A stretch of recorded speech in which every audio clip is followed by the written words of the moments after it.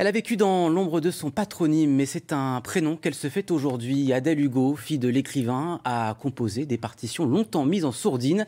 Elles ont été jouées hier par l'orchestre Victor Hugo à Besançon. Elles le seront demain à Dole. C'est une première mondiale et un hommage à cette production féminine qui a mis du temps à se faire entendre. Stéphanie Bourgeot et Grégoire Maté.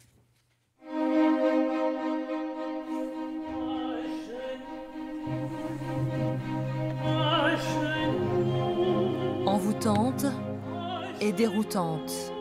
Comme une voix d'outre-tombe, la musique d'Adèle Hugo s'élève enfin. Cette musique qu'elle a écrite mais qu'elle n'aura jamais vue jouer. Plus d'un siècle après sa mort, ces partitions oubliées, calquées sur les mots de son père, se posent enfin sur des pupitres d'orchestre.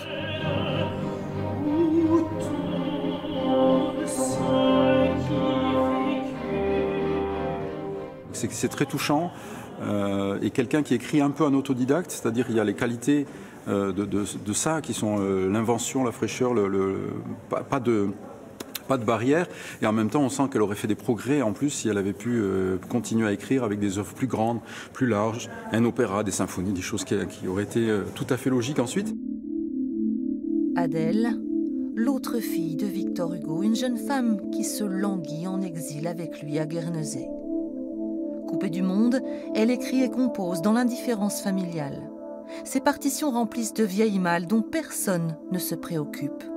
Jusqu'à ce que 150 ans plus tard, en 2004, la conservatrice d'Hauteville House, la maison musée des Hugo, les présente à un compositeur en résidence. J'étais d'abord un petit peu dubitatif, et plus je regardais les pages, plus j'étais ébloui de voir qu'il y avait là vraiment un talent qui malheureusement a été un peu négligé. J'ai découvert vraiment une richesse qu'il fallait absolument déterrer et faire connaître. Un puzzle de feuilles éparses qu'il va passer 19 ans à classer, corriger, arranger, reconstituant au passage la dignité d'une femme jusqu'ici réduite à sa folie. Une mission dont il s'investit avec l'accord des descendants. Dévasté par la mort de sa sœur, écrasé par l'ombre du père, interné pendant la moitié de sa vie, Adèle, c'était la branche maudite de l'arbre généalogique. Parce qu'elle était quand même dans une maison de santé pendant une quarantaine d'années. Donc il ne fallait pas en parler. La folie, vous savez, c'est difficile. Puisqu'elle n'a pas été reconnue de son vivant, je trouve que c'est encore plus important de la faire renaître là maintenant en tant que musicienne, compositrice. Oui, bien sûr, c'est important.